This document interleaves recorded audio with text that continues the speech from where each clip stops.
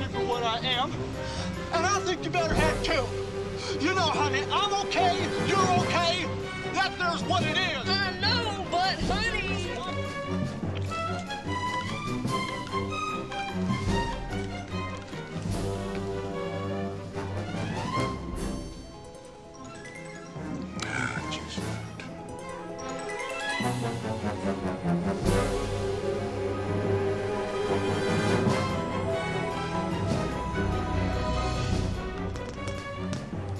I need a map. I hate this! I know you do!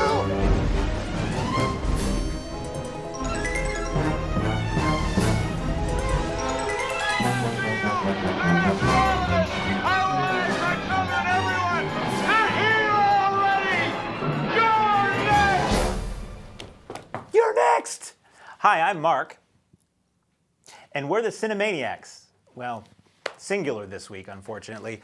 Tom couldn't make it this week, and I figured since it had been a month since we've done a show, I would come in and just do sort of a wrap-up, clean-up, clear the docket kind of show to get us caught up with all of the voluminous velocity of Velociraptorous films we've missed since you last saw our shimmering faces on TV. So why not jump straight into the fray, since we have about 45 films to cover in 16 minutes, with you know him, you love him, you've waved a flag for him in parades. It's Captain America, the Winter Soldier. Oh yeah! So, like, at this point, everybody who wants to see Captain America has probably seen it once, and if you liked it, you probably saw it again. I'm probably going to be one of the few voices in the wild that says I didn't like this movie. I kind of hated this movie, actually. I love the first Captain America because it was like a throwback. It was directed by Joe Johnston, who worked on a lot of the old Lucasfilm films in the 80s, Star Wars, Raiders of the Lost Ark, and it had that feel. I mean, I wouldn't call the first Captain America as good as Raiders of the Lost Ark, but when I watched it in the theater, it made me feel like I was a kid again, seeing an old-style, two-fisted adventure movie. And so I went into this one with like really high hopes, like, oh great, we're gonna get another really kick-ass action movie. And almost out of the gate, the camera is all shaky during the action and it's cutting really fast, and I'm like, I get the impression that Captain America just beat somebody up, but I don't know how. And I mean, if you watch the show, you know I don't take it for granted that something awesome has happened because the music is really loud. So that kind of depressed me. And then as the film went on, I'm like, okay, this is how they're playing this. It's going to be all shaky crap action that you can't really follow, other than at the end, Captain America strikes a pose and there's bad guys unconscious around his feet. I need a little bit more than that. I want to kind of see what's going on, and there are glimpses of cool choreography. There's a fight between Captain America and somebody on a boat, and it's done in a nice wide shot occasionally. But all it is mostly camera too tight, edited too fast, camera too shaky, with glimpses of this wide shot that would have told the story probably in a lot better way. So the action was garbage, I thought. And the storyline, some people really like the story because it kind of plays into things that are going on in the world today, and it takes a dark extreme with maybe where things might be going. But for me, it's like, this really feels familiar. It feels like a lot of stuff I've seen, really kind of talky. This is well over 2 hours. And I just couldn't get into this. And, you know, this is like the Iron Man movies for me. I loved the first Iron Man, really didn't like the second one, thought the third one was good. But after the second one, not liking it, I was still like, you know, this was garbage, but please keep making more of these and just make them better. So I hope we see more Captain America films. I just hope they're more in tune with the first movie and not the second one. Some of it is just really silly, like the whole Winter Soldier is, there's a big reveal toward the end of the film as to the identity of this person, but this person, you're supposed to feel a lot of emotion and shock when you find out who this is, but you know so little about this person and you've experienced so little of this character before that moment, you're just like, oh, I guess Captain America's really sad about this for some reason. And beyond that, the Winter Soldier, when he's unmasked, he looks like Chris Angel. And there's nothing scary, and there's certainly nothing cool about Chris Angel. If anything, it makes you angry because somebody looks like Chris Angel. So that wasn't cool for me. And Captain America's sidekick is this guy with these big, you saw in the trailer, these big flappy wings, and that's supposed to be like this really cool, ultra-secret military weapon. And I'm just thinking, that is the most impractical way to fly. Give the guy a jetpack. Jetpacks are cool. Jetpacks have been cool since the 30s. Big flappy wings that somebody could shoot or grab onto and wing against a building, that's just kind of dumb. A giant could tear the wings off like a punk kid would tear the wings off a fly. So anyway, what I say doesn't matter because everybody's probably already seen this, but if you cared what I thought, and since I'm the only one here, apparently my opinion is going to stand as the official Cinemaniacs opinion on everything this week. The official Cinemaniacs opinion is that Captain America the Winter Soldier was a piece of crap. So, up next, sort of a film I was really surprised that Keene Cinemas got because it seems much more tailored to the art house circuit. Wes Anderson's latest film tells the tale of many decades at a grand, what would you call it? A Grand Budapest hotel. So I went into this one with a little apprehension because I used to like Wes Anderson's stuff. He did Bottle Rocket, Rushmore, Royal Tenenbaums, Fabulous Mr. Fox, and Moonrise Kingdom. I liked his earlier films. By the time we got to Moonrise Kingdom, I was very sick of his style. It's very, precious is the word, which I barely understand the meaning of, but I think it applies to this.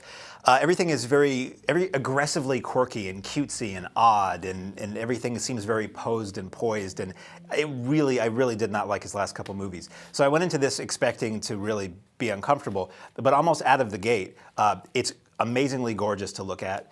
It's incredibly funny, and the cast, the less you know about who's in the cast, if you've watched the trailer, it gave most of it away, the better because these faces keep popping up. But it's really like a screwball comedy, like an old-style screwball comedy.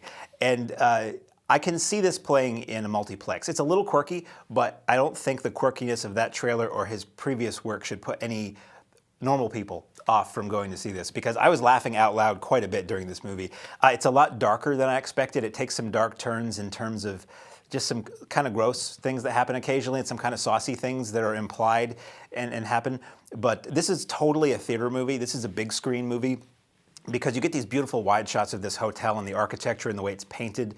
And I'm thinking about this and I'm thinking the studios like to push the big action movies for IMAX. Go see Captain America in IMAX and go see Planet of the Apes in IMAX, and it's just a way to get more money out of you, really.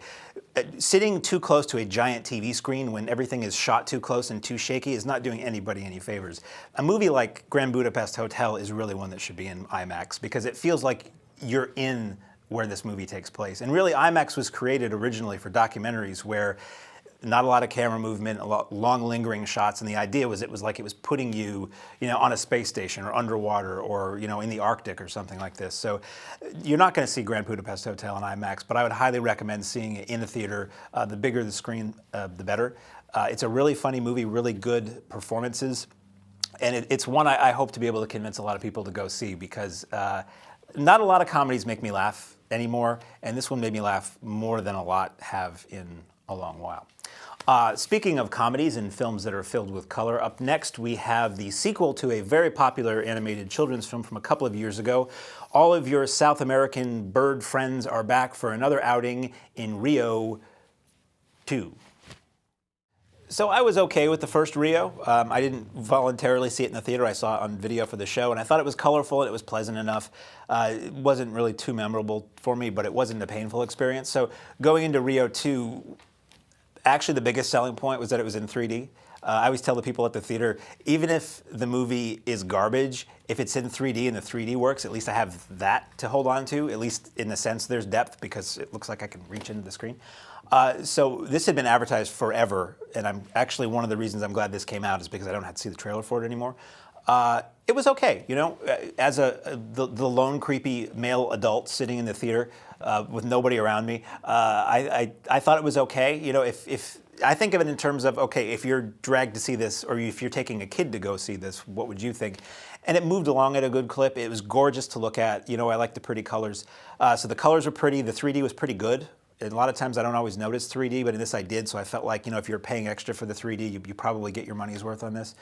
And it had a short film in front of it, which was, I don't remember the name of it, but it also ran in front of another film recently. It's a short film about aliens, and it's voiced by Steve Martin, and they're looking for a suitable planet to land on. It's just a quick little comedy short, but I do love it when they put these little, value-added things in front of the movies. Slight disappointment that they didn't create a new one for this, but hey, if you missed it the first time. So I would say if you're looking to take a kid to see Rio 2, the kids who were there loved it. They ate it up. They laughed a lot, and they were happy on the way out.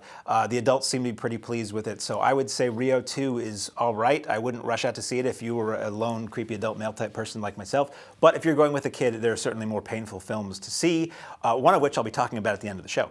So on next, speaking of colorful animation, if you've ever wondered what it's like when an NFL team is going through the top picks they have each year to get new players for their team, and you wanted Kevin Costner to gently take you by the hand and walk you through this process, then by golly God, Draft Day is your film. And here it is, Ivan Reitman's Draft Day. So I saw that trailer in the theater, and I'm like, wow, that looks thrilling. I don't care about sports, I don't care about football, I don't understand any of this. So going into this, I'm thinking, how is a movie going to make that interesting and exciting? And funny enough, it did. So not knowing anything about any of this, only having heard that there is such a thing as the NFL draft, it made it understandable, it made it interesting, and it made it dramatic. And I give praise for that, because I thought I was going to be bored out of my skull with this movie. If anything, it maybe tries to have a little too much going on. My friend and I have this joke that we talk about. We always refer to that movie Van Helsing, which was horrendous. And connecting Van Helsing to Draft Day isn't an easy thing. But there's a scene in Van Helsing which is about the famous monster hunter or whatever, Hugh Jackman, or as I like to call him, Huge Ackman. So he's fighting a vampire inside a coach, like a wagon, that is teetering on the edge of a hillside cliff road, almost ready to go over an embankment, while there's a werewolf on the roof and it's on fire, the wagon. And it was just like, really, any one of those things would have been enough, but piling all these on, it just leads it to be ridiculous. So I started to think about this movie, because you have Kevin Costner is having a bad day. He's trying to do the Draft Day thing, and there's all kinds of machinations in that. And then his father just died, and his mother's very difficult, and that's pulling at him. And then he has this secret office romance with Jennifer Garner, and she's pregnant, and what to do about that. And there's all this stuff going on. And it's a little comedic, because the guy's trying to just focus on one thing and can't everything else wait. And at one point, I'm like, really, too many plot lines go, too much, as Joe Bob Briggs used to say, too much story getting in the way of the plot. But ultimately, it all worked out. Kevin Costner's likable. He's our generation's Gary Cooper. And it wasn't bad. So I think if you don't care about football, it's still interesting. Ivan Reitman, the man who's known for, Meatballs and Ghostbusters and things like that, direct a movie that you wouldn't expect coming from him. It's not really a comedy. There are light moments here and there. It's more like a drama, an action, a boardroom thriller drama. Some really good people in it. Frank Langella is in it, who's always great, speaking of Dracula. And a lot of people from TV you would recognize. If you watch the show Veep, there's a couple actors from that are in this. So I thought Draft Day was pretty good. I wouldn't necessarily recommend people to see it, but I think if you're interested in it, you probably will like it. I don't see this as sticking around in the theater for very long. I think some more high-profile things are going to come along and just pick this one off the list. So if you're interested in Draft Day, I would say try to see this sooner than later. So that's all we have in the theaters currently. We thank our friends at Keene Cinemas for providing these for us and everybody else, and for being so cool to us. We have, as I often say, sometimes the conversations I have with the people at Keene Cinemas are better than the movie that I'm about to go see at Keene Cinemas. So then we shift to our other group of friends at Video Headquarters, and we thank them for all of which I'm about to blabber on and on about for the next 35 minutes. They're great folks there too, and I've enjoyed going there for many years. Ever since I came to Keene, Video Headquarters has been a special place in my heart. So first up we have Keanu Reeves. Naturally, when you need the best samurai in the world to defeat armies and a dragon, Keanu Reeves is your man. And the film is entitled 47 Ronin. Sponsored by the Ginsu Corporation. So this was one that I was actually kind of interested in, because I like martial arts movies, and I like the classic Hong Kong stuff, the old Shaw Brothers movies. I always have a beef with any U.S.-funded martial arts film, because it's always all of the greatest warriors in China, and only a white guy can save the country. But Keanu Reeves is supposed to be like a half-breed in this, and they make a big deal about that. So I guess they cover their butts with it. This one was odd because it looked amazing, like beautiful. Like I haven't seen a movie shot this well in a really long time. And the landscapes and the locations and the interiors and the exteriors, and it was just like you wanted to, again, this is one that you wanted to see on a giant screen and just step inside it. But then when the action started, they just threw it all away. It became over-edited and badly done. And I'm like, at its heart, this is an action movie, and I would want to see this for the action, and I can't see the action. So it became very boring for me. I did sit all the way to the end of this, which I don't often do if I feel like something doesn't have anything to offer for me. I will say it had a lot of, I think it is based on a legend or history, Chinese history, so I believe the reason why the ending is not a smiling, it's not a laughing ending, is probably because it's based on actual fact. So it's really well done, but they just drop the big old ball when it comes to the action, which to me is why you want to watch this movie. So I would say it's worth looking at if you don't mind crappy action, which apparently most people don't, judging by the success of the new Captain America movie. I would say if you want really good martial arts, I would just try to find a Shaw Brothers movie, because they're out there, they look great, they're on DVD and Blu-ray, and they're good.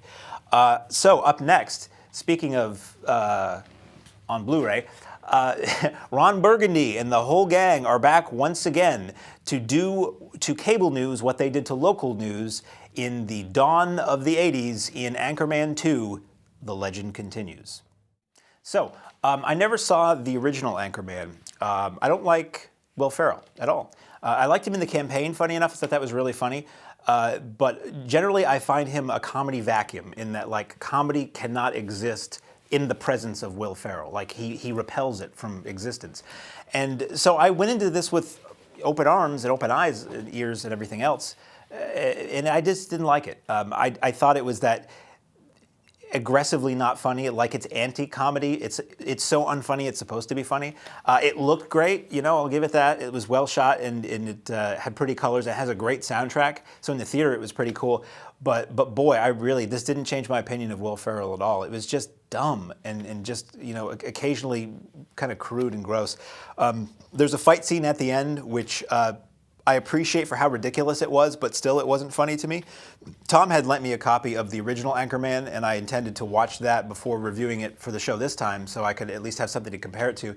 And boy, I had to shut that off. I really didn't even like the original, and I know people love that movie. So I'm going to guess that if you're like me and you think Will Ferrell's annoying and not funny, then this film will not change your opinion. But if you're like 90% of the rest of the world and you like Will Ferrell, then you probably will like this film too. It's long. As with a lot of the Judd Apatow related stuff, somebody needs to trim these things down. I mean, really, 2 hours-ish for a comedy, it's a bit much, even if you like it. One interesting thing with this, and I had heard this about the first Anchorman, they shot so much and did so many alternate lines and alternate takes that the Blu-ray, at least of this, comes with an entirely alternate version of the movie. That is, it's just all made up of stuff that wasn't in the original film. I'm pretty sure it follows the same course. It's just, you know, different lines and different moments and maybe some additional jokes here and there. So if you liked it, the video package just gives you hours and hours and hours more of it. Whether more is better, you'd have to tell me.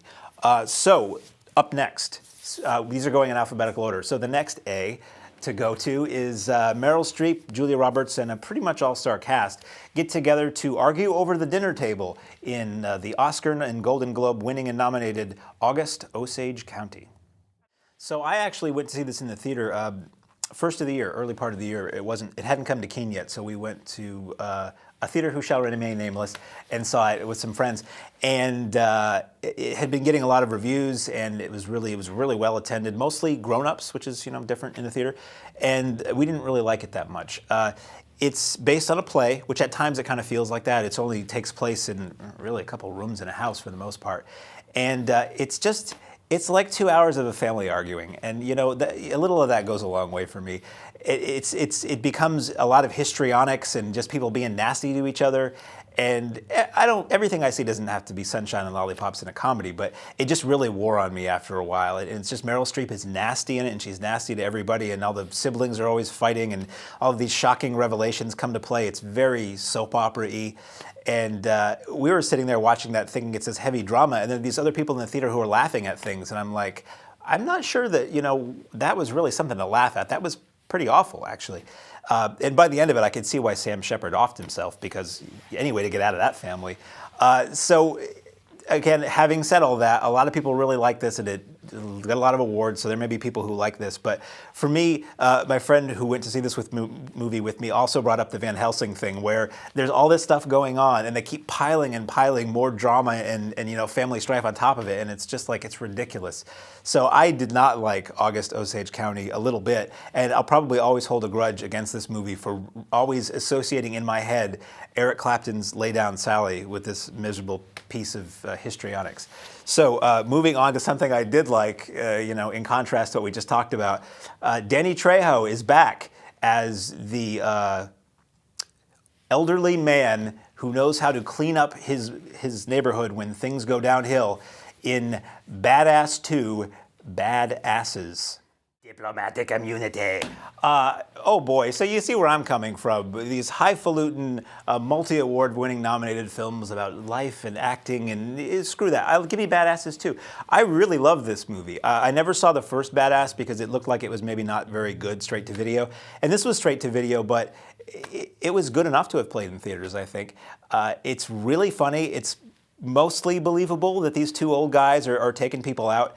It's extremely funny. It's very brutal, and the kind of, I just like seeing scum get their due. You can't get it in real life, so give it to me in a movie. It's very much in the realm of like Death Wish, but with a much lighter hand to a degree. There's some gross stuff here and there, but boy, seeing a frat boy get his comeuppance with half of a metal fan was just, I can't really talk about it on TV, but it was pretty great. So I would highly, if you like action movies, I would highly recommend Badass 2. All the action was well done. I mean, there isn't a lot to see. It's mostly quick, but I really liked it. I'm probably going to buy this because this is the kind of movie that really, it kind of floats my boat. It's not terribly highbrow, but it's not overtly gross. It's got actually a very good message. It reminds me a lot of the blaxploitation movies of the 70s, which people kind of dismiss, but they were really about rising yourself and your community up and saying no to the bad influences. So really, Badass 2. I hope they make a third one and they call it Badasser, and if they make a final, if the third one rounds out the required trilogy, Badassest. So up next, speaking of badasses, we have two titans of modern screen boxing. You got your Sylvester Stallone, oh yeah, him, and you got your Robert De Niro. So you got your Rocky and your Raging Bull going toe-to-toe in the ring in Grudge match. Yeah, so this, ostensibly a comedy, I didn't find it funny. And I was looking forward to this. I thought from that trailer, it looked good. Really good cast. Always, Alan Arkin makes anything he's in better. But the old jokes just kind of fell flat. It took a long time to do what it was doing. And really, the whole time I'm watching this, I'm thinking about Rocky Balboa, which was the last Rocky movie. And there were enough similarities between Rocky Balboa and Grudge Match that I really wished I was just watching Rocky Balboa again. Maybe if you really like these guys, it's worth checking out, but really, rent Raging Bull, rent Rocky, Rocky 2, Rocky 3, Rocky Balboa, and you're going to get a better movie than this was. I will say that the boxing match, the culmination of the film, the boxing match was really well done, and that was interesting to watch and really kind of intense and exciting. So if you like boxing in movies, they don't throw it away. They spend a good amount, maybe 20 minutes on it. They don't just, the whole movie doesn't build up to a payoff you don't get. I will say I'm really growing tired of Kevin Hart. He's really popular. He's in the next thing I'm going to talk about, but his act is wearing really thin on me, so I don't really care for him too much. And LL Cool J, not an actor. I really wish rappers would stick to doing that thing so I would never have to see him. So speaking of Kevin Hart, we don't have a clip for this next film. Very, very popular film entitled Ride Along. It's Kevin Hart and Ice Cube, and it's a buddy cop movie, basically. Kevin Hart is a rookie, a wannabe cop, a trainee, and he's engaged to Ice Cube's sister. Ice Cube is Ice Cube, what he always plays. He doesn't like the guy, so they go off and get into hijinks and all that. It's every buddy cop movie you've ever seen. For me, minus the laughs. I went into it, hopeful, why not? Ice Cube can be funny. He always does the same thing, but he can be funny. Kevin Hart can try to be funny. But for me, it just fell flat, and it was tiresome. The jokes that they're going to repeat, you see coming a mile away. Most of the jokes you see coming a mile away. There was one joke at a gun range that I saw coming a mile away, but I thought still it was funny. But otherwise, I thought it was just garbage. You're way better off with 48 Hours, believe me. When I saw this in the theater, there were a lot of people there, and they were all laughing uproariously. So again, might just be me. Sometimes I think I'm cursed with seeing the number of movies I've seen and remembering them all, and unfortunately comparing everything I see to everything I've ever seen. And a lot of people just, enjoy it for what it is. So take it for what you will. Up next, we do have a clip for this, so I can take a breath. We have John Cusack is a shady character who is told by another a shadier character, also played, funny enough, by Robert De Niro, who we saw two films ago. He is told to take a mysterious bag to a motel and don't look inside it. And apparently some other people want to look inside it and get it away from him. So what will he do as the bag man? So this seemed interesting. This was one that they gave us at video headquarters.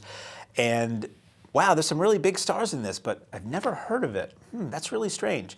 And if you know what we say on this show, usually if there's a big film, if there's a film with really big stars that you've never heard of, there's usually a pretty good reason why you haven't heard of it. So I like John Cusack. I've liked him ever since Better Off Dead way back in '85. And De Niro, you can't deny that. But wow, this wasn't very good. This was, it is an interesting premise, and it was obtuse and mysterious enough that I'm thinking, boy, is the deal that De Niro is the devil and Cusack's like in limbo or in hell in this motel, and everybody, because all the characters are really weird. It's like you have two mobsters, but they're not just mobsters. It's a mobster with an eye patch, and the other guy's a little guy, and he's got like gold teeth, and it's in Crispin Glover's in it, and he's in a wheelchair. But is he really disabled? And it's all this weird David Lynchy. Felt really like a lot like Wild at Heart in some ways. But it just kind of goes nowhere. And then you bring in the female prostitute character, who's really not much of an actress. And you want it to be like the old James Bond films, where they would get an actress who was very good looking, and if she wasn't a great actress, they would dub her in with somebody who was a good actress. So it kind of goes nowhere, and it's really brutal and gross at times, which is okay if the story is interesting, but it kind of wasn't. It kind of goes in circles for a long time.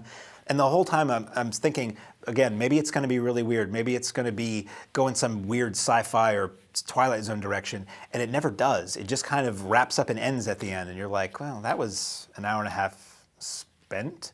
So I really wouldn't recommend The Bag Man. What I would recommend is a film that you're never going to bother to grab called It's in the Bag. It's from the early 40s, starring Fred Allen, who was an old-time radio comic, and it's got Fred Allen and Jack Benny and a lot of really funny people in it. It's a riff on the story of the 12 Chairs, which Mel Brooks made into a movie later. If you care, and you trust me at all, go find It's in the Bag. It's like incredibly funny and wacky. Not The Bag Man. So moving on, while I consult my notes that are now, because they're on this shot, you never even know that I have notes here. You just think I'm talking to a troll next to me. Up next, the second, speaking of trolls and dwarfs and fairies and things, the second installment in the, naturally a trilogy, story of J.R.R. Tolkien's The Hobbit. It is The Hobbit, second one, The Desolation of Smaug. Jeez, he burns me. Interestingly enough, voice of Smaug, it's a talking dragon, is Benedict Cumberbatch, who is also in August Osage County as a Faux-American, and he plays with Martin Freeman, who's Bilbo in these films, or stars in the British Sherlock series, which Tom and I are big fans of, and if you've never seen, you really should check out. Modern-day BBC take on Sherlock Holmes. Not a major fan of the Lord of the Rings films, thought they were okay. Saw them in the theater, never really thought about them after that. So these to me these remind me of the old Ray Harryhausen Sinbad movies that I used to see on TV as a kid, Saturday, Sunday afternoons. These are just adventures to me. I don't read the books, don't care about the books, they're just movies I see in the theater. And so probably it would have been a great idea, as each of these have been released, to really market heavily that this is a part 1 of 3, part 2 of 3, part 3 of 3, because I know at the end of the first film, a lot of people, the film just ends and people were like, what? And this one also does the same thing. It builds up to this big moment and then it stops, and it, see you in half a year. So something to know going in is that there's more to this story, after this film ends, and it'll be in the theater. Special effects are great. Actors are all very good, really great cast. If you like a lot of British comedians and actors, Stephen Fry is in this, and you get the two guys from Sherlock, and you get some of the cast, a lot of the cast actually from the original Lord of the Rings films. I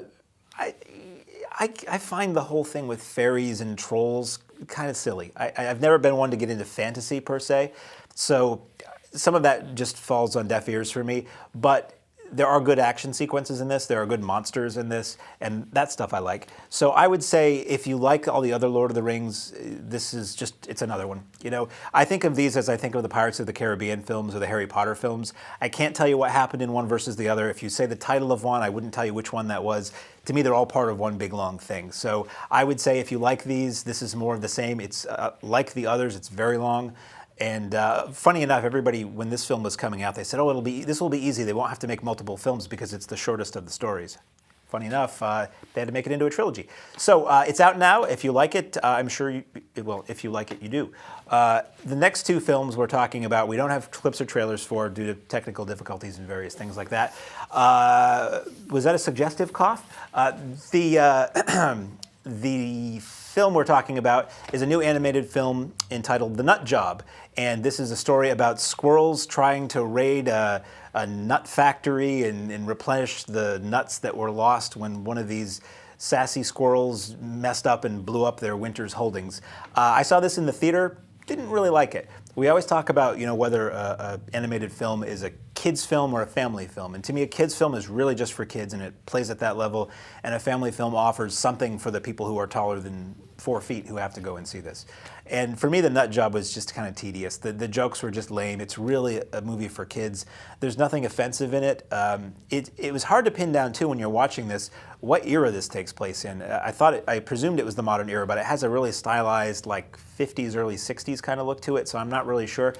I would say, you know, if your kid wants to see this, there are better movies to watch, but this is one I think you can feel pretty safe to just turn on and leave, and I would recommend doing that. Or maybe, you know, if you're on the couch with your child and you want to just lean back and close your eyes and rest your eyes for a little while, Nut Job is a good way to do that for about 90 minutes.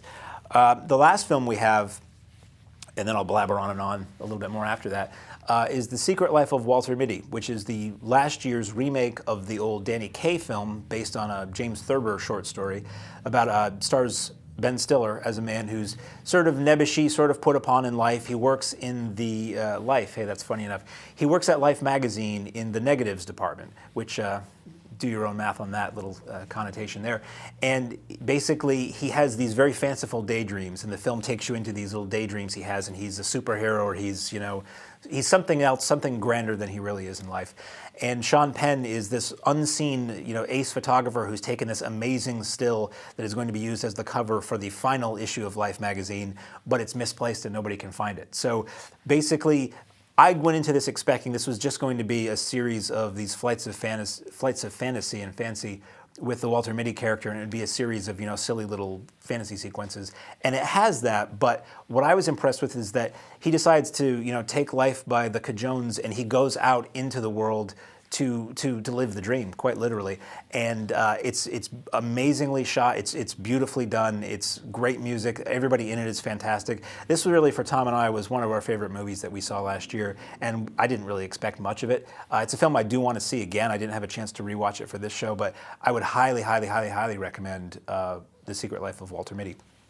And with that, we have gotten up to date and caught up with everything that has played in the theater or been released on video since we last spoke to you shamefully about a month ago. We expect that Tom will be back next week, and I will be back next week, and we will do a regular show with 2 knuckleheads instead of 1 discussing films, and we'll probably only have a few things to talk about, so we'll go on and on and on and on about things. A couple things while we have a minute. I wanted to, for people watching in the Keene area, I wanted to congratulate the Monadnock International Film Festival for a 2nd successful year. I think it's fantastic that they're doing something like that here, and it seems to grow in attendance and scope every year, and that's really cool. For people like me who like movies and usually have to travel far away to get something like that, it's pretty cool to have it right in my backyard. Speaking of things I like to do and have to travel to, I'm actually traveling very far away this weekend to do something. I've mentioned it on the show before. There's the Riverside Drive-In in Vandergrift, Pennsylvania, roughly close to Pittsburgh, maybe an hour outside of Pittsburgh. And George Reese of DVDDrivein.com, which is a drive-in type movie DVD reviews online web presence. for many years they've been putting on this event called the Drive-In Super Monsterama, where they get 35mm prints of lesser seen, old but classic, old drive-in trashy monster movies, and they do 2 all-nighters, and it's like $10 a night to see these things, and they run old classic vintage trailers between each one, and it is like the highlight of my year. I live for this thing every weekend. And last year they started doing one of these in April. So this year they're doing it in April, and I couldn't make it last year, but I could this year, so I'm going to that, and that's April 25th and 26th, and it's like Suspiria, The Town That Dreaded Sundown, Carrie, Halloween, Phantasm, Children Shouldn't Play with Dead Things, and others.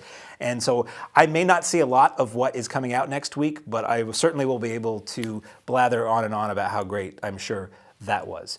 So that's all I have, and we're down to our last minute and a half. So I guess I will customarily chalk to the right and say, I'm Mark, and we're the Cinemaniacs.